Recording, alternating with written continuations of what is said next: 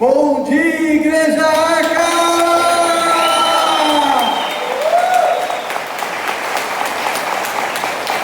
Muito bom dia, nós estamos muito felizes de receber cada um de vocês.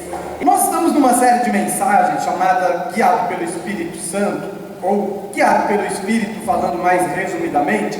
E na semana passada nós vimos como aconteceu a vinda do Espírito Santo sobre as pessoas depois da morte e ressurreição de Jesus. Então Jesus veio, fez toda a obra e o ensinamento dele, mas antes de ir ele falou: eu não vos deixarei sós, eu enviarei sobre vocês o Espírito Santo, e é ele quem vai conduzir vocês, é ele quem vai ensinar vocês. O pastor Wesley, no último domingo, pregou inclusive a respeito do dia em que isso aconteceu. Relatado no livro de Atos, ele explicou bem as terminologias, os significados, mas lá no livro de Atos está relatado que esse dia ficou conhecido como o dia de Pentecostes. Por quê? Porque o Espírito Santo veio sobre o povo no dia em que acontecia uma festa judaica que levava esse nome. Por isso que às vezes quando você vê um irmão que a gente costuma brincar que é mais do fogo, né, que é mais avivado, mais agitado ali, a gente costuma falar que ele é pentecostal. É daí que vem essa ideia, esse termo, por conta daquela festa que acontecia o dia que o Espírito Santo veio. E eu ensinar dentro desse episódio específico, que inclusive foi lido, o Atos capítulo 2, né, Atos dos Apóstolos na Bíblia capítulo 2, o pastor nos trouxe alguns relatos do que aconteceu naquele momento. Algumas coisas que aconteceram naquele momento específico da descida do Espírito Santo manifestaram alguns moveres ali que a gente considera sobrenaturais. Ou seja, eram coisas sobre-humanas mesmo, coisas que humanamente não se explicava, ainda mais naquela época. Humanamente não tinha uma explicação muito lógica naquele momento. E uma dessas coisas foi citado aqui pelo pastor Wesley, foi o fato de que ao ser cheio do Espírito Santo, o que nós queremos dizer com cheio? Pessoas foram muito tocadas pelo Espírito Santo, foram muito preenchidas na sua alma, no seu espírito, no seu homem e mulher interior, pela presença de Deus que se derramou ali. Ao ser cheios pelo Espírito Santo, aconteceu uma das manifestações espirituais que mais as pessoas têm dificuldade de entender, porque a Bíblia vai dizer que aqueles homens começaram a falar em línguas estranhas, como alguns dizem, como alguns termos bíblicos apontam. Alguns outros textos talvez vão dizer noutras línguas. Nós também temos variedades de línguas, há muitas terminologias para aquilo que aconteceu ali. E hoje nós queremos falar, dando continuidade à série Guiado pelo Espírito Santo, nós queremos falar justamente sobre esse dom, especificamente, que aliás, eu sei que algumas pessoas nesse momento já estão pensando: uau, eu vim o dia certo na igreja, eu sempre quis entender esse negócio de oração em línguas, eu nunca entendi, eu acho que esse povo fica tudo repetindo aí, blá blá blá blá blá, eu acho que essa galera aí está tudo emocionada. Como será que funciona isso de fato? O nosso objetivo hoje é ensinar você, dentro da palavra de Deus, dentro da pregação bíblica, o que de fato aconteceu lá e o que é esse dom. Porque as pessoas às vezes falam dessa maneira. Eu não sei você, mas quando eu era pequeno, eu comecei, logo que a gente nasceu, os meus pais frequentaram um tempo a igreja, uma igreja cristã, e depois eles saíram dessa igreja, a gente acabou crescendo fora da igreja, mas eu me lembro quando eu era pequeno, eu via ali os pastores falando aquela língua estranha, né, e eu achava muito feio. E aí um dia alguém falou para mim: você vai ser pastor? E eu falei: não, pastor geralmente é barrigudo, usa terno no calor e fala xababababá e eu não entendo nada. Então eu falava: eu não quero não. É óbvio que era o meu pensamento infantil a respeito daquilo que haviam me disser, que tinham me dito ali, que me disseram. E eu me lembro, né, fiquei com uma recordação, antes de conhecer a palavra, fiquei com uma recordação negativa desse dom. E eu sei que talvez seja o caso de alguns aqui também. Então o título do que nós vamos falar hoje, nossa mensagem é Guiado pelo Espírito Santo, desvendando um dom dado pelo próprio Deus. Quero ler um texto básico com você que está lá em Atos capítulo 2, versos 4 a 6. Você pode ler aqui com a gente, aqui na frente, ou se quiser utilizar aí o teu celular, a linguagem da Bíblia que ficar melhor para você entender, tablet, fiquem à vontade, ou mesmo a sua Bíblia física, tá? Vai dizer o seguinte, a partir do verso 4: e todos foram cheios do Espírito Santo, e começaram a falar noutras línguas, olha aí, conforme o Espírito lhes concedia que falassem. E em Jerusalém estavam habitando judeus, homens religiosos, de todas as nações que estão debaixo do céu. E quando aquele som ocorreu, ajuntou-se uma multidão que estava confusa, porque cada um os ouvia falar na sua própria língua. Eu confesso a vocês, gente, que alguns ensinos da palavra de Deus são um desafio até para nós que somos estudiosos da palavra de Deus. E de vez em quando o nosso querido pastor aqui dessa igreja me coloca em algumas situações, né, do tipo, prega lá sobre esse tema. Eu falo, legal, eu brinquei com ele quando eu cheguei, rapaz, fazia tanto tempo que eu não lia tanto grego, porque a gente costuma ensinar vocês aqui, o Novo Testamento ele foi escrito, né, originalmente na língua grega por conta de questões geopolíticas anteriores, né, a Jesus. E aí, esse é um termo, né, oração em línguas ali que precisa ser muito bem explicado. E aí eu fui para esse grego essa semana, ainda mostrei para a Camila, falei, meu Deus, eu não aguento mais isso aqui. Não é, e gente, deixa eu já esclarecer uma coisa, eu não sou fluente na língua grega, amém? Senão acaba o culto, vem alguém falando, não pastor, como é que é meu nome em grego? Não vai rolar. Mas a gente tem ferramentas ali e tive oportunidade de ter formação nessa área, claro, para poder fazer uma consulta lógica, adequada e poder explicar isso dentro da Bíblia. Agora, a primeira coisa que eu preciso que você entenda, então, a respeito do dom, né, que a gente chama de oração em línguas, ou falar em línguas, a primeira coisa que eu preciso que você entenda, o primeiro tema nosso, dons de línguas na Bíblia, não é uma única coisa. Quando a Bíblia fala oração em línguas, falar em línguas, dons de línguas, nem sempre é a mesma coisa que ela está falando. Onde eu vou encontrar as diferenças? No contexto. Onde eu vou encontrar as diferenças? Em como originalmente aquilo foi escrito. E aí eu vou, como assim, professor? Calma que eu vou explicar para você. Então, biblicamente, gente, uma coisa que eu preciso que você guarde. Biblicamente, há pelo menos 3 tipos distintos quando o assunto é o falar em línguas, ou falar, orar em outras línguas. Eles são distintos no seu funcionamento, a maneira como ele acontece, eles são distintos no seu propósito, ou seja, para que ele serve na vida cristã atual, e eles são distintos também no resultado, no que ele gera, no que acontece quando eu utilizo esse dom, qual é o resultado disso? E aí, gente, os termos eu vou de novo citar, né? Eu vou falar umas palavras aqui meio difíceis aqui, mas é só para exemplificar para você, e você vai entender lá no final. Mas os termos gregos para a palavra línguas ali, quando se fala dessa oração em línguas, nós temos 3 principais e 2 auxiliares. Então nós temos o termo glossolalia, que é aquela que ninguém entende, é aquela língua de fato estranha, que a Bíblia vai dizer que quando a pessoa ora, nem ela mesma tem compreensão total do que está dizendo, uma vez que só Deus entende. Depois nós vamos ter o termo glossa, né, que é quando a pessoa está vivendo uma experiência sobrenatural, mas ela pode ser entendida, é inteligível o que ela fala para algum idioma de alguém que está ali. O verbo mais utilizado quando a aplicação da palavra glossa é o glossais. Então o tempo verbal a gente vai encontrar lá no grego em glossais, ou xenolalia, ou xenoglossária. E aí, como eu falei, não estou andando em línguas ainda, amém? É só o termo em grego mesmo.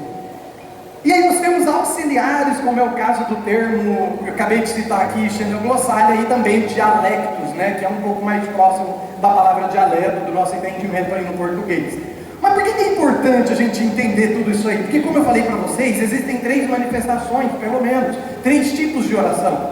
Então, a primeira é a linguagem de oração. O homem fala a Deus, ninguém mais entende, como eu falei, e a não ser o próprio Deus, e ela ocorre estritamente para a edificação pessoal. Você não vai conseguir trazer um benefício coletivo à igreja. Imagina que eu subisse aqui e estivesse falando numa língua que você não entendesse. Que proveito isso traria para a igreja? Nenhum, concorda comigo? Aí nós temos a variedade de línguas, que vai ser utilizado mais o termo dialectos. Você pode encontrar isso no versículo 6, ao consultar o original do texto que nós lemos. E aí é quando Deus fala com o homem, através de outro homem, e todos dentro de um determinado contexto entendem. Então é uma edificação coletiva. Por que todos dentro de um determinado contexto? Porque em Atos 2, quando o povo começou a orar, existiam pelo menos 18 idiomas ali representados Aproximadamente, não dá para precisar com exatidão, mas aproximadamente 18 idiomas estavam representados naquele momento, ou seja, pessoas que falavam 18 línguas diferentes, e lá no final do capítulo 2 você vai ter a relação desses povos. E algumas dessas pessoas entendiam aqueles homens falar a sua própria língua. Então percebe que não é todo mundo que entendia, mas algumas pessoas entendiam. Então imagina que eu comece a falar numa língua aqui, e tem no meio de nós um japonês, e de repente ele consegue entender, porque é a língua nativa dele, mas o restante não entende. Então percebe? É para um grupo específico, embora haja edificação coletiva. E tem também a língua que é mais citada como sinal, é o incrédulo. E essa língua é aquela que Paulo vai falar que ela precisa de interpretação, que ela só deve ser expressa quando alguém puder ajudar a pessoa que está ouvindo a entender o que está sendo dito. Também o objetivo de edificação coletiva. Então, essas são as três formas aí. E a falta, gente, do distinguir esses três tipos leva a discussões sem fim. Então nós vamos entender um pouco, é claro que não dá para trazer todos os textos, todo o estudo, mas a gente vai entender de maneira resumida. Isso nos leva ao segundo ponto: oração em línguas, entendendo alguns relatos bíblicos. Vamos voltar para o livro de Atos, capítulo 2. Até aqui estão comigo? Amém? Ficou legal? Então vamos lá, vamos voltar para Atos capítulo 2. Algumas diferenças aí na manifestação desse dom, gente, vão ser encontradas facilmente no contexto. Por que eu estou dizendo isso para você? Porque alguém vai dizer assim: nossa pastor, mas então eu não posso ler a Bíblia assim não, porque eu não sei ler grego, então eu não consigo fazer essa consulta. Mas calma que eu vou ensinar você a utilizar o contexto para isso. Atos capítulo 2, verso 4, a palavra línguas ali, ela se refere à capacidade concedida pelo Espírito Santo de falar idiomas que os apóstolos não conheciam, aí o termo grego glossolalia, ou línguas estranhas. E em Atos, já no versículo 6, pouquinho para frente depois, a palavra língua ela é utilizada para descrever as línguas maternas dos estrangeiros que estavam lá. Então, gente que ouviu aquelas pessoas falarem como se eles fossem nativos da sua terra, mas não tinha como aquela galera conhecer. Lembra que eu falei? Não tinha como um judeu saber a língua persa se ele não fosse muito instruído para isso. Nós vivemos um tempo de globalismo, onde várias pessoas aqui conseguem falar mais de um idioma. Muitos falam inglês, muitos falam espanhol, alguns conhecem até algum outro idioma, além desses que são mais comuns entre nós, mas não era a realidade tão presente naquela época, a não ser pela língua nativa e o grego, por conta do grego ter se tornado uma língua, entre aspas, universal, era obrigatório aprendê-lo em todas as províncias ali da região. E aí já entre a diferença entre o versículo 4 e o versículo 6, nós temos língua glossais, temos verbal glossais e temos o dialecto. E agora eu vou entrar na diferença, vou comentar com você um pouquinho na diferença entre os nossos idiomas, gente. Entre o idioma português, porque nós temos a nossa Bíblia no português, amém? E glória a Deus por isso. Vocês não têm ideia do número de nações que ainda não tem uma Bíblia traduzida para a língua deles. E nós temos isso. Agora, tem uma diferença muito grande entre línguas orientais, que é o caso do grego, muito influenciado também pelo Oriente Médio, e as línguas ocidentais. Uma das grandes diferenças é que a nossa língua ocidental, em especial o português, ela costuma agrupar muitos significados para uma mesma palavra. Eu vou citar um exemplo para você entender. Mas enquanto isso, entenda uma coisa: grego, que é a escrita do Novo Testamento, isso não acontece. Lá geralmente é uma palavra para um significado, quando muito dois, mas ainda assim é raro. Geralmente é uma palavra para um significado. Português é uma palavra para um monte de significado. Exemplo: Luiz está aqui, vou usar o Luiz de exemplo. Posso, Luiz? Você me dá essa licença? Luiz é um irmão muito querido meu. Luiz, você é sensacional, você é uma inspiração para nós, por isso eu amo você. Todo mundo concorda que o Luiz é sensacional? É isso aí. Por isso eu amo o Luiz. Perceberam que eu estou utilizando, estou fazendo uma declaração de amor aqui para o meu amigo Luiz, ele é meu parceiro, ele é meu amigo. Só que ao lado do Luiz está um outro amor meu. É outro nível de amor. Não, é o lado de cá. Está querendo me complicar, né, Luiz? Eu que me declarando amor, ele faz o negócio dele. Mas ao lado do Luiz está quem? A minha esposa. Amém? Agora a esposa. Da minha esposa, eu digo para ela: linda, eu te amo. Você é tudo para mim, eu amo você. Mesmo verbo. Concorda? Amor. Eu posso dizer que esses dois amores são tipos iguais de amor? Sim ou não? Graças a Deus, né? O Luiz está ali, ufa. E isso acontece também quando Deus declara o amor dele por nós, já é outro tipo, né? João 3,16, quando a palavra vai nos dizer, porque Deus amou o mundo de tamanha maneira que deu o seu Filho. São as três, concordem que as três no português são palavras amor? No grego elas são palavras totalmente diferentes, embora a tradução delas seja amor. Então quando eu falo do meu amor pelo Luiz, que é um amor de amigo, de irmão, de parceiro, a palavra é filéu, da onde derivam algumas palavras também do nosso português, como fidelidade, fraternidade, filéu, é um amor filéu. Agora quando eu falo do amor a minha esposa, amor, homem e mulher, a palavra no grego é eros, inclusive da onde se deriva a palavra erótico, né? Embora a gente tenha essa palavra como pejorativa, mas originalmente ela não é. Então nós temos o amor eros, que é o amor de marido para a esposa. Nós temos o amor fraternal, filéu, que é aquele de irmãos, né? Que eu amo meu irmão, eu amo a minha família, eu amo meus amigos, né? Eu amo meu irmão da igreja. E nós temos o amor ágape, inclusive algumas comunidades, igrejas têm esse nome por quê? Porque ágape é a condição do amor de Deus por nós, que é um amor incondicional, perfeito. O verbo utilizado é agapao, quando Deus fala do amor dele por nós, que é um amor que é simplesmente incondicional. Não interessa quem eu sou, o que eu fiz, como eu faço, o que eu faço, Deus me ama incondicionalmente. Amém? Vocês perceberam a diferença? Todos esses três, traduzindo ao português, sai a palavra amor, verbo aplicado amar. Eu amo, eu amei, eu amarei, mesmo verbo, no grego totalmente diferente. Então da mesma maneira, por que é importante você entender isso? Porque quando a gente vê a palavra línguas ali, na oração em línguas, dom de línguas, falar em línguas, nem sempre a palavra utilizada lá é a mesma. Lembra que eu falei? Glossa, glossais, xenolada, dialectos, são utilizadas de maneira diferente. Mas eu vou usar um outro exemplo com você. Você vai ver como que o português, ele agrupa muitos significados. Por exemplo, a palavra manga. Se eu falar aqui, nossa gente, manchei a manga da minha blusa, todo mundo vai entender, amém? Não é verdade? Se eu falar que eu vou trabalhar duro, não, vamos arregaçar as mangas. Mas e se eu for lá fora encontrar uma mangueira muito bonita, né, com muitas mangas ali, daquela bem que está em dezembro, sabe, aquela bem suculenta, aí o que eu vou fazer? Eu vou chupar a manga, mesma palavra, tem nada a ver uma coisa com a outra. Quem é do sítio aí? Levanta a mão, quem conhece as coisas do sítio? Ô glória, você sabe o que é mangueira então? Quem sabe o que é mangueira no sítio? Mangueira, é interior, né? O que é mangueira? Um lugar onde o pessoal geralmente leva o gado, né? O gado vai para lá, ou para tomar vacina, para apartar o gado, tem várias coisas que acontecem lá. No Rio Grande do Sul, se você vê uma fila de cavalos ou de bois sendo direcionada para a mangueira, sabe como é que eles chamam aquela fila? Manga. É uma manga de gado. Agora pasmem, gente, a palavra manga tem mais, além desse que eu falei para vocês, mais 12 significados no português. Tem significado quando você está falando de química, tem significado quando você está falando de mecânica. Então você percebeu, e não é só a palavra, tem expressões também. Então, por exemplo, uma expressão, pé, está aqui, nosso pé. O que é um pé? É um órgão, né, de uma pessoa, é um órgão do ser humano, pé. Agora, quando eu vou falar da mesa, o que eu falo? O que é isso aqui? É o pé da mesa. A mesa tem pé mesmo? Não tem. Isso é uma figura de linguagem que a gente conhece no português como personificação, quando eu dou característica de pessoa a algo que não é pessoa.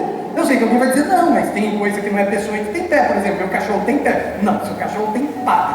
É diferente. Pé é de pessoa. E a linguagem, a figura de linguagem personificação faz com que a gente dê características de pessoa, aquilo que não é pessoa.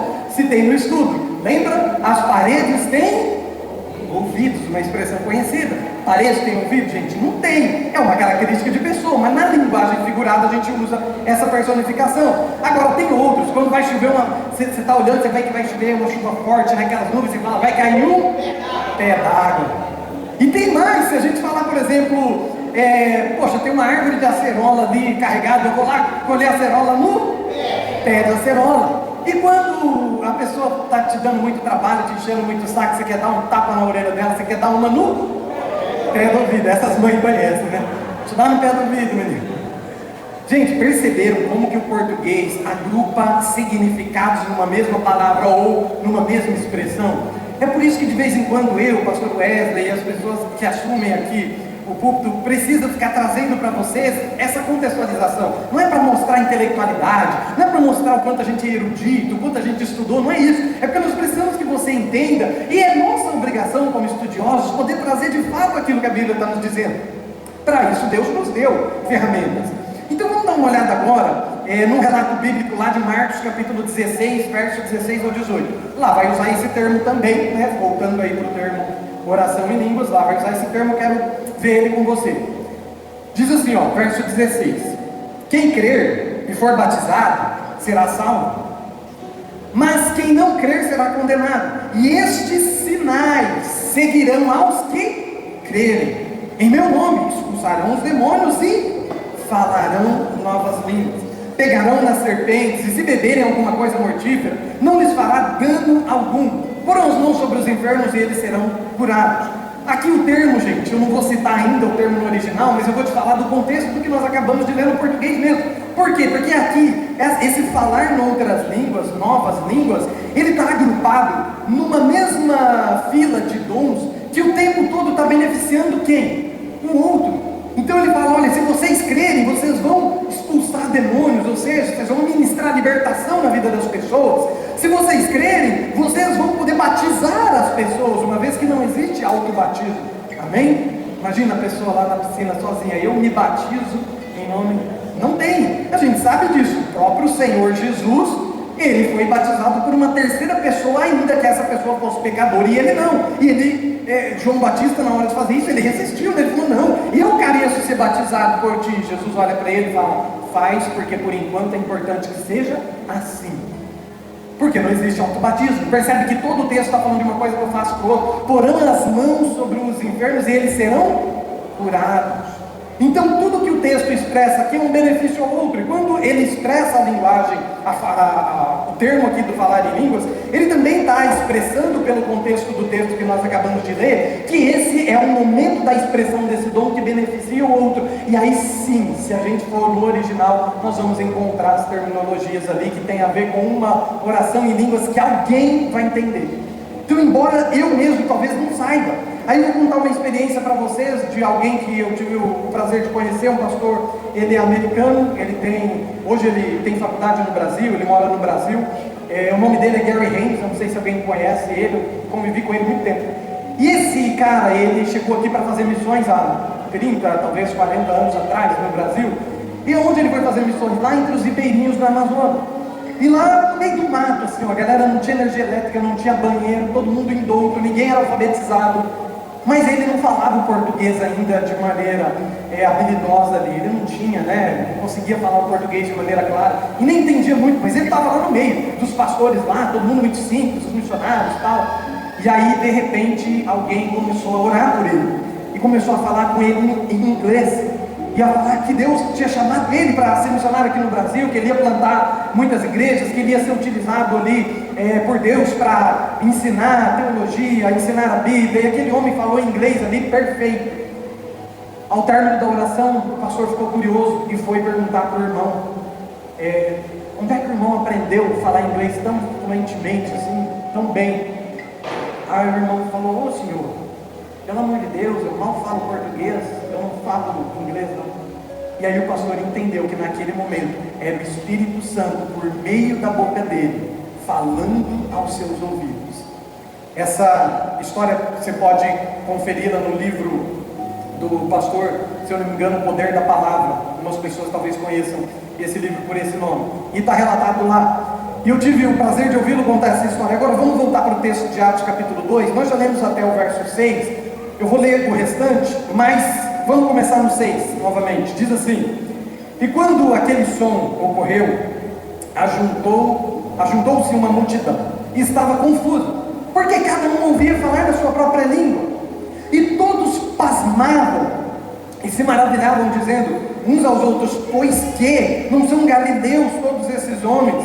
Como, pois, nós os ouvimos cada um na nossa própria língua, que somos nascidos, versículo 9, partos, medos, elamitas, e os que habitam a Mesopotâmia, Judéia, Capadócia, Ponto e Ásia, e Frígia, Panfilha, Egito e partes da Líbia, junto a Cirene, e forasteiros romanos, tanto judeus quanto prosélitos, cretenses, árabes, e todos nós temos ouvido em cada um a sua própria língua, eles falarem as grandezas de Deus.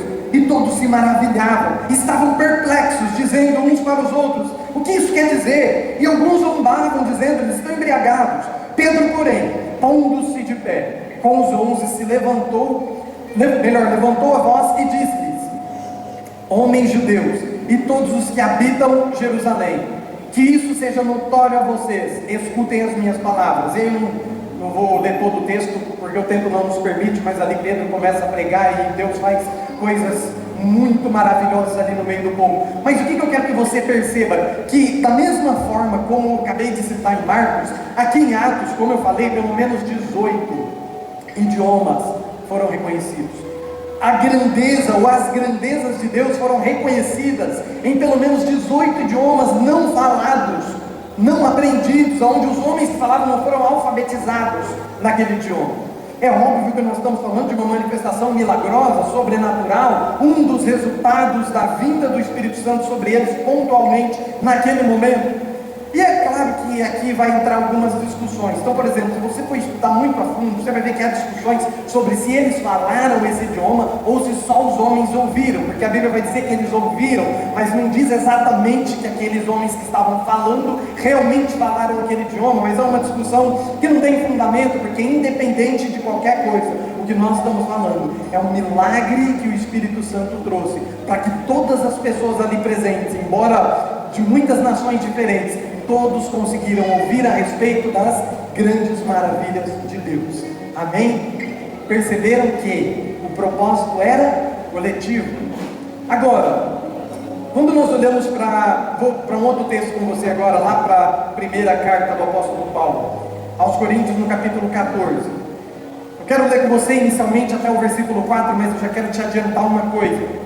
Esse texto, ele está especificamente, você pode pegar e conferir o contexto, ler antes e depois, como a gente sempre ensina aqui, né, um capítulo antes e um depois, você pode conferir lá. Mas para adiantar para você, esse texto, ele está falando a respeito dos dons e de como manifestá-los para a edificação coletiva da igreja. Então ele está falando de algo que deve ser manifesto de maneira com que toda a igreja entenda. E aí é feito um paralelo entre profecia e oração em línguas. Então vamos lá, versículo 1 ao 4 diz: sigam o caminho do amor e busquem com dedicação os dons espirituais, principalmente o dom de profecia, pois quem fala em língua não fala aos homens, mas a Deus, e de fato ninguém o entende. Em espírito fala mistérios. Dá uma pausa aí. Gente, vocês perceberam que o termo oração em línguas é a mesma, mas a forma e o propósito mudaram? Perceberam? Porque o anterior, as pessoas ali entenderam.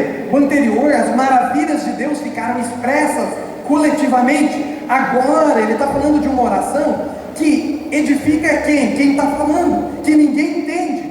Versículo 3: mas quem profetiza o faz para edificação, encorajamento e consolação. Olha o verso 4: quem fala em língua a si mesmo se edifica, mas quem profetiza edifica a igreja. Um diagrama paralelo entre, e aqui deixa eu já também falar com você de profecia. Gente, a palavra nesse momento, profecia, não é bem naquela interpretação também que a gente costuma abordar, sabe, de adivinhação. Sabe aquela profecia de, não, o irmão profetizou na minha vida. Como assim? Não, ele falou o que vai acontecer, ou o que aconteceu na minha vida. A palavra profetesa aqui, original do grego, na verdade é mais identificada como alguém que pegou a escritura, que já existia, o Antigo Testamento abriu, e expôs ela de maneira inteligível. Esse era o profetizar nesse momento da fala do apóstolo Paulo. Então aqui, tanto na abordagem original do texto, se você olhar, e como eu falei, não dá para a gente falar todos os termos aqui, mas tanto na abordagem original do texto, quanto no contexto dela, fica claro que essa oração em línguas não é para edificação coletiva. Afinal, o texto deixa claro que ninguém que fala entende, e nem quem está ouvindo. Aí nós temos esse diagrama. Eu vou citar bem rápido entre os versículos. Então, oração em línguas. Benefícios, né? Estamos falando de edificação coletiva da igreja. Então, a oração em línguas, o homem fala a Deus, ninguém entende a não ser Deus. Propósito e resultado final, edificação pessoal. Agora a profecia, que seria mais como se fosse a pregação. Deus fala aos homens por meio de alguém que está expondo as escrituras. Todos entendem, e edificação é coletiva. Fazendo esse paralelo, o apóstolo Paulo continua falando a respeito do assunto. Versículo 5 ele diz o seguinte, o mesmo capítulo, versículo 5 ele fala assim: eu gostaria que todos vocês falassem em línguas, mas eu prefiro que profetizem. Quem profetiza é maior do que aquele que fala em línguas, a não ser que as interprete, para que a igreja seja edificada. E aí, dentro dessas terminologias e dessas interpretações, a galera começa a fazer o que? Criar time, né, dentro da igreja. Então tem um time que acha que tem que orar em línguas. Pastor, tem que orar, libera aí, a gente tem que orar, é oração espiritual. Aí já tem outro irmão que fala: não, está escrito lá, quem profetiza é maior do que o que ora em línguas, você não deve. Como é que a gente resolve essa questão? Do mesmo jeito que a gente resolve todas as outras, que eu bato na tecla que a vida inteira, contexto, gente, de que contexto esse texto está inserido, num contexto em que ele está falando a respeito da edificação coletiva da igreja. Então Paulo não está dizendo que um dom é melhor do que o outro, ele está dizendo que para o propósito do qual o texto está trabalhando, que é a edificação coletiva, a profecia tem valor, a oração em línguas não. Porque imagina, como eu falei no começo, se eu subir aqui e ficar orando em línguas, o que vai acontecer? Você vai embora. Você vai sair daqui e falar: não entendi nada. Outro dia eu ensinei aqui também, eu falei, quando a gente sai de uma reunião como essa, a pergunta não é o que eu senti, a pergunta não é como as coisas aconteceram, se o irmão pulou, se o outro chorou, se o outro sorriu, se a gente gritou bastante, ou se a gente ficou com as mãos no bolso olhando para o teto. A pergunta não é essa, a pergunta é: o que eu aprendi? O que Deus me ensinou com o meu último encontro com Ele? A superioridade aqui então, ela se relaciona ao alcance. Então quando eu falo português, que é a língua de vocês, eu amplio muito o alcance da mensagem que eu quero passar. É só isso que o apóstolo Paulo estava explicando. Olha só o verso 6 do mesmo texto. Agora, irmãos, se eu for visitá-los e falar em línguas, ele está falando de uma oração glossolada, né? Aquela que ninguém entende. Se eu falar em línguas, em que lhe serei útil? Se eu não trouxer alguma revelação, ou conhecimento, ou profecia, ou doutrina, em que eu lhe serei útil? Ele está falando não da utilidade do dom, mas da utilidade do dom naquele contexto. Por isso que em outro determinado tempo Paulo fala assim: olha, eu oro em línguas mais do que todos vocês. Em um outro, nós vamos ver mais para frente, mas em outro momento ele fala: não proíbam falar em línguas. Mas por que há essa comparação então? Por que ele começou a falar do benefício ou do objetivo de cada dom na reunião coletiva? Justamente porque era na reunião coletiva da igreja de Corinto que começou a acontecer o quê? Muitos problemas. Então era um profetizando para o outro, querendo adivinhar a vida do outro. Ele não pregava a mensagem e não trazia o evangelho como Jesus tinha pregado. Aí o outro vinha e falava bastante, orava em língua, mas quando ele saía da igreja ele fazia outra coisa com a língua dele, que não era muito certo. E aí começou a trazer aquele problema, porque o que escandaliza o dom não é o dom, mas o mau uso desse dom. Amém? São as pessoas que com a boca a gente expressa aquela notoriedade espiritual. Então a gente chega na igreja e aí Deus me deu um dom, porque a Bíblia fala que a oração em línguas é um dom, como todos os outros, não superior nem inferior, como a gente está explicando aqui. Mas Deus me deu esse dom e não deu para a irmãzinha aqui do meu lado. Então eu tenho uma rixa aqui com ela. Deixa eu mostrar o quanto eu sou espiritual. E aí essa mesma pessoa que mostra o quanto ela é espiritual, enquanto ela fala algo que ninguém entende, quando ela vai falar o que as pessoas entendem, o que ela fala é só maldizer, é só criar problema, é só criar contenda, é só xingar, é só gritar. Ora em línguas na igreja, mas em casa grita, briga com todo mundo. Aí as pessoas olham isso e falam: eu não quero esse evangelho aí, porque é um evangelho de capa, embalagem bonita, interior estragado. Como diria Jesus, sepulcro caiado, bonito por fora, morte por dentro. Ou seja, gente, ter um orar em línguas na igreja só é errado se eu substituir o ensino, a pregação por ele. Por por isso que Paulo fala, olha, se você quer orar na igreja, as pessoas que entendem que na igreja é o verbo indo grego, dentro da igreja, não é dentro da igreja, na igreja é a pessoa que está em evidência na igreja. Então quando eu estou pregando aqui, eu preciso falar mais palavras em português do que palavras numa língua que vocês não entendem. É isso que Paulo estava explicando. Ele nunca proibiu que se orasse em línguas na igreja, tanto que o mesmo versículo que ele diz, olha, se vocês estiver orando em línguas e não tiver um que interprete, que eu fique no meu canto sozinho, você ore consigo mesmo e com Deus. Ele não mandou parar de orar, ele mandou eu parar de evidenciar uma espiritualidade que eu não consigo transmitir para o mundo. E se eu trouxer uma mensagem aqui em oração em língua, você vai sair daqui e ter aprendido o quê? Os dons de Deus comunicáveis são para que a gente comunique o Evangelho. Aqueles que não comunicam nada têm o seu propósito específico, e nesse caso é edificação pessoal. Então, pastor, eu posso estar ali no meu canto, ali orando em línguas no meio do culto, ou indo trabalhar, ou lavando a minha louça? É claro que você pode, desde que você tenha entendido o propósito de se fazer isso. Desde que a gente não utilize, em alguns momentos, Paulo, ele precisa inclusive falar para a igreja de Corinto, que te vê um pouquinho aqui à frente, gente, ó, quando um estiver falando, o outro fica quieto.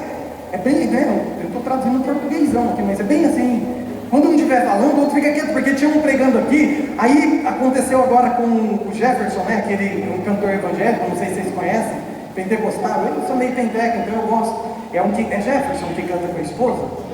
Né? Jefferson. Aconteceu agora, não sei se vocês viram. Ele estava lá no congresso pregando para uma multidão de pessoas, ensinando o Evangelho, fazendo uma exegese top, ensinando a palavra. De repente, um levanta um abençoado lá atrás e começa a gritar, dizendo que Deus deu uma palavra para ele. Então, Deus dá toda a organização de um evento, um culto, institui ali figuras, né, que vão trazer ensinamento, que são investidos não de uma autoridade espiritual especial. Somos pecadores igual a todos, mas a ordem de culto está instituída. De repente alguém entra e fala, não, eu tenho uma palavra que é mais importante do que a Bíblia que você está pregando. E aí ele foi retirado pelos seguranças. E palmas para esse pessoal que retirou ele com a segurança da igreja. Nós falhamos a mesma coisa aqui, tá? Só para te adiantar. Por quê? Se você quer mostrar espiritualidade, não é aqui gritando enquanto tem outra pessoa ensinando o Evangelho. É servindo, às vezes silenciosamente, carregando o guarda-chuva lá, limpando aqui o chão, talvez pregando em algum momento, mas no momento que não está pregando, lavando a louça numa instituição. Percebe? A oração em línguas e nem nenhum outro dom foi criado para você evidenciar a notoriedade humana, espiritualidade humana. Olha, como eu sou espiritual, curvem-se diante de mim, pois eu tenho toda a profecia do mundo. Agora o verso 22, portanto, as línguas são um sinal para os descrentes, não para os que creem. A profecia, porém, é para aqueles...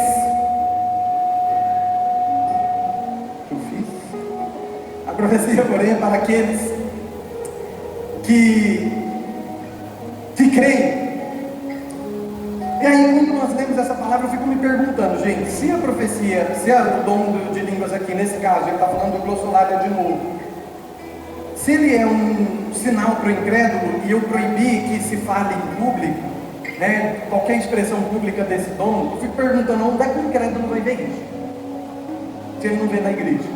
Só que tem um outro porém, Paulo não para o texto aí, chega no versículo 23, ele vai falar nas palavras dele tudo que eu acabei de falar aqui.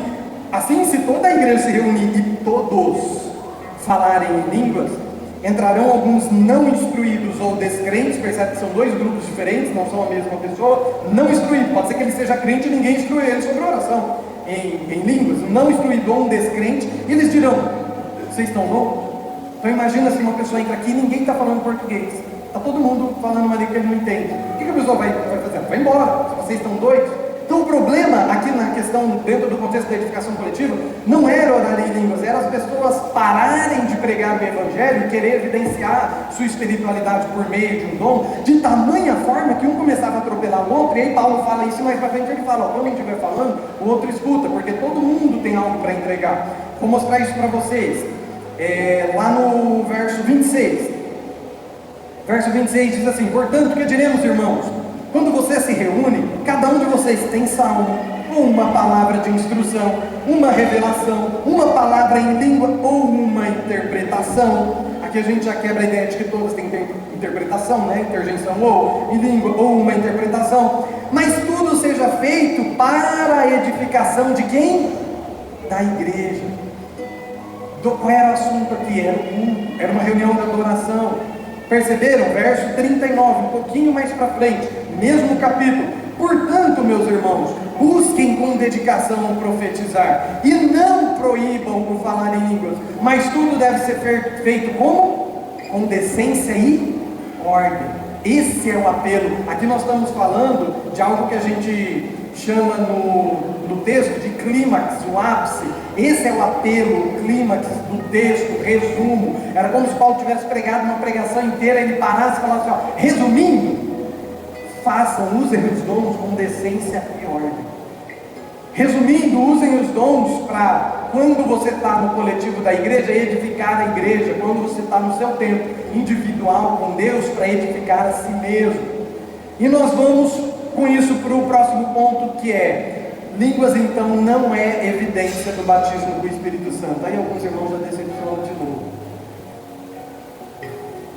Vamos testar aqui a sinceridade da galera. Porque ó, eu fui ensinado assim, gente, mas quem aqui foi ensinado que se você for batizado no Espírito Santo, obrigatoriamente você tem que ter o dom de orar em línguas? Quem foi ensinado assim? Olha aí. Foi também, pastor? Eu fui. E quando eu não tinha esse dom ainda, eu entrava em crise. Eu falava, o que eu fiz com o Espírito Santo? Que ele não me quer? Todo mundo tem. E pior que eu olhava os irmãos que não pagavam os outros, que só xingava o dia inteiro, que passava a perna em todo mundo, mas estava lá, orando em línguas. E eu falava, e eu, Deus? E um dia Deus me deu esse dom, mas eu percebi uma coisa: aquilo não era evidência do batismo com o Espírito Santo, porque a Bíblia não diz isso em nenhum momento. Agora, tem algumas coisas que são evidência de quando o Espírito Santo nos preenche, de quando nós somos batismo da ideia de mergulho, da ideia de ser revestido. Vamos ler Efésios capítulo 1, verso 13, que vai revelar isso bem claro para nós. Efésios capítulo 1, verso 13 diz assim: em quem também vocês estão, está falando de estar em Deus, em Cristo, depois que vocês ouviram a palavra da verdade, o evangelho da vossa salvação, e tendo nele crido, tendo nele acreditado, vocês foram selados. Selados com quem? Com o Espírito Santo. A promessa, qual promessa? A promessa que eles viam, que todos os profetas profetizaram, desde Joel a Isaías. Toda a promessa apontava para esse momento de Atos, e aí eles foram revestidos. Mas quando isso aconteceu? Quando eles ouviram e creram, e não quando eles começaram a falar em línguas. Então todo aquele que ouviu e creu, ele foi selado, ele foi revestido. Selados aqui é a ideia de revestido, de autoridade. Um selo dava autoridade para algo que seria enviado, para pertencimento. Então ser batizado no Espírito Santo é uma aliança que Deus faz comigo, derramando a presença de Deus sobre mim e atestando que de fato eu estou caminhando com Ele. Mas qual é a evidência? É a oração em línguas? Não, é a mudança de vida, é a santificação. A evidência que eu estou cheio do Espírito Santo não é o dom que eu manifesto. Tem irmãos que nunca vão orar em línguas, fiquem tranquilos. Assim como tem irmãos que nunca vão ser usados em cura. Deus vai usar eles em outras coisas. Dá uma olhadinha, último ponto aí. Os dons de Deus que nós recebemos ainda são de Deus. Dá uma olhadinha comigo no verso, agora um pouco antes, capítulo 12 de Coríntios, no verso 1. Capítulo 12 diz assim: irmãos, quanto aos dons espirituais, não quero que vocês sejam ignorantes. Vocês sabem que quando eram pagãos, de uma forma ou de outra, vocês eram fortemente atraídos e levados pelos ídolos mudos. Por isso eu lhes afirmo que ninguém que fala pelo Espírito de Deus, diz Jesus, seja amaldiçoado. E ninguém pode dizer Jesus é o Senhor a não ser pelo Espírito Santo. Então qual é a evidência do Espírito Santo na minha vida? É quando eu paro de amaldiçoar ou envergonhar o nome de Jesus e passo a fazer o quê? Santificado. Lembra da oração do Pai Nosso?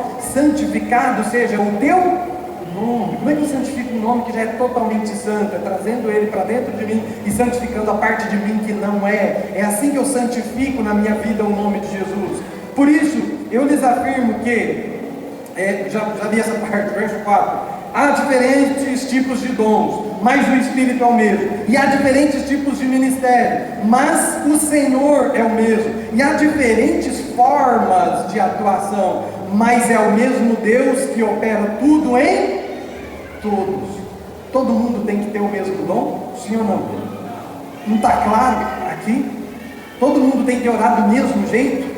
Não. todo mundo tem que manifestar a mesma expressão e forma do poder de Deus? Não.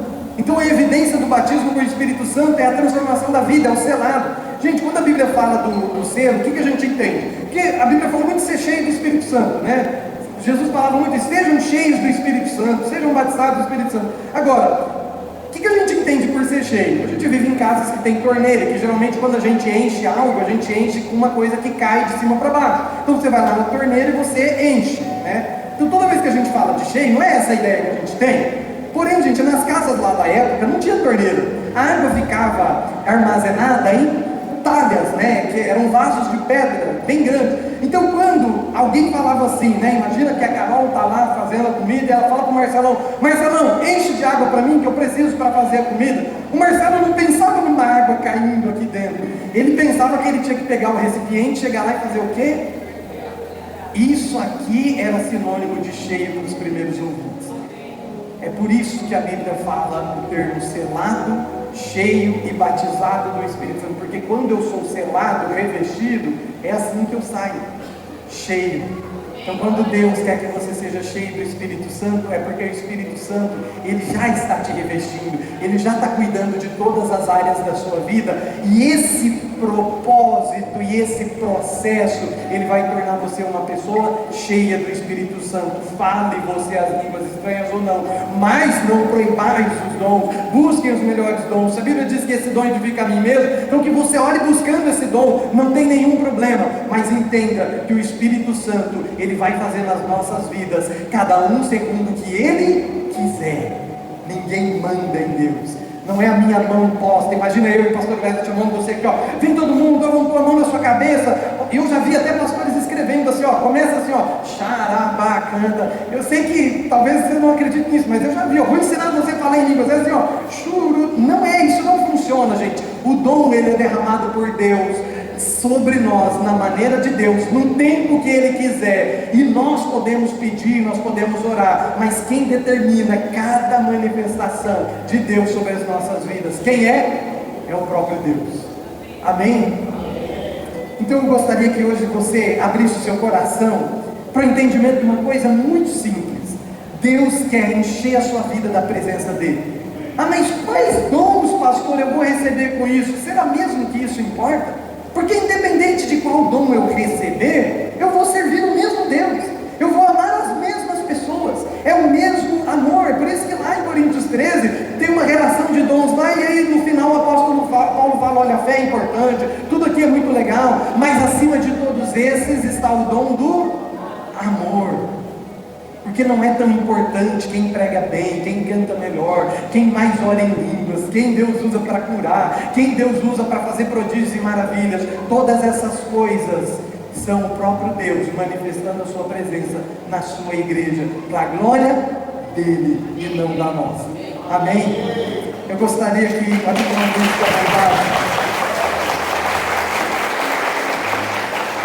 gostaria que você nesse momento fechasse os seus olhos. Eu quero primeiro orar, fazer uma oração muito simples pela sua vida, servindo você por meio dessa oração, e depois eu quero convidar você, caso você queira, a orar comigo, caso você queira dizer: Espírito Santo, agora eu entendi que tanto faz os dons que eu vou receber, agora eu entendi que tanto faz, a verdade é que eu preciso servir, a verdade é que eu preciso amar, a verdade é que tudo que Deus me deu é para a glória dele. Senhor Jesus, nós oramos para que o entendimento, Senhor, possa tomar a mente e o coração de cada uma das pessoas aqui. Que nós não sejamos, Senhor, uma igreja centro arrecadatório, que nós não sejamos, Senhor, uma igreja onde as pessoas são colocadas em pedestais por conta dos dons que manifestam, mas que nós possamos ser uma igreja de servos nessa cidade, Senhor, servindo a essa região, servindo, Senhor, o Teu amor, servindo o Teu Evangelho, servindo a Tua vida entre todas as pessoas. Assim eu oro por cada um de nós aqui, em nome de Jesus. Ainda com os teus olhos fechados, e você que talvez esteja aqui e você fala: pastor, agora eu entendi que não é essa competição que todo mundo faz, que não é para ver quem é melhor na igreja, quem é mais espiritual, é para servir, é para amar. E talvez você nem tenha tido vontade de receber Jesus anteriormente, porque você viu isso aí, mas eu quero te convidar hoje a entregar a sua vida para Jesus. Nós não vamos fazer nada especial, nós não vamos fazer nenhum ritual, nós não vamos criar nada aqui. Nós vamos fazer somente como a Bíblia diz, levar você a uma confissão do nome de Jesus. E depois nós vamos nos dispor. Você pode me procurar, você pode procurar o pastor Wesley, você pode pegar os nossos números lá nos grupos de WhatsApp da igreja. Se você não está em nenhum desses grupos, você pode falar com um dos nossos voluntários, eles vão dar o nosso número, eles vão dar o nosso Instagram, eles vão direcionar você e a gente quer receber você. Então nesse momento, se alguém entre nós, vou pedir que todos estejam nesse momento de olhos fechados, mas se você nesse momento entendeu que precisa receber o Espírito Santo e precisa de uma aliança com Jesus, uma aliança com Deus muito mais viva, levante uma de suas mãos, só sinaliza com uma de suas mãos. Amém, perfeito. Estou vendo você daqui, pode abaixar suas mãos. Você que levantou suas mãos e todo o restante da igreja, se puder nos ajudar com essa oração, diga assim comigo: Senhor Jesus, nesse momento, de maneira consciente, eu entrego a minha vida a Ti, e eu te peço, derrama sobre mim e sobre a minha casa a presença do Espírito Santo. Perdoa os meus pecados, assim eu oro, em nome de Jesus. Amém. E que essa oração muito simples, que a partir desse momento, caso seja a sua vontade, você passa a caminhar com Cristo, você passa a receber o Espírito Santo, e Ele vai determinar os dons sobre os quais Ele quer usar você. Deus te abençoe.